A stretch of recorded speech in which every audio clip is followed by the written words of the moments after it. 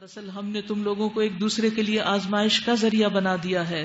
وَجَعَلْنَا بَعْضَكُمْ لِبَعْضٍ فِتْنَةً أَتَصْبِرُونَ وَكَانَ رَبُّكَ بَصِيرًا.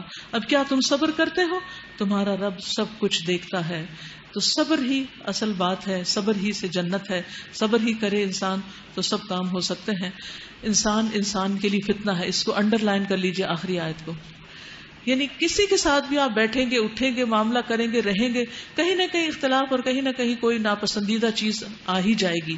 رسول اللہ صلی اللہ علیہ وسلم نے فرمایا وہ مومن جو لوگوں میں مل جل کے رہتا ہے اور ان کی اذیتوں پر صبر کرتا ہے، اجر کے لحاظ سے اس مومن سے بہتر ہے جو لوگوں میں مل جل کر نہیں رہتا اور ان کی اذیتوں پر صبر نہیں کرتا.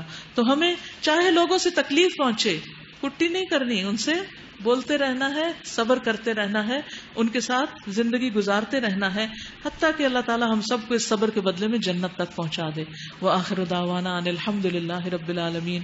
ربنا آتنا فی الدنیا حسنۃ وفی الآخرۃ حسنۃ وقنا عذاب النار.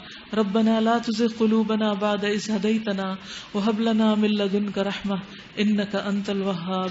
یا اللہ ہم سب کو دنیا اور آخرت کی رسوائیوں سے بچا لینا، ہمیں جنت الفردوس میں جگہ عطا فرمانا، اپنا دیدار کروانا، نور کے ممبر نصیب فرمانا.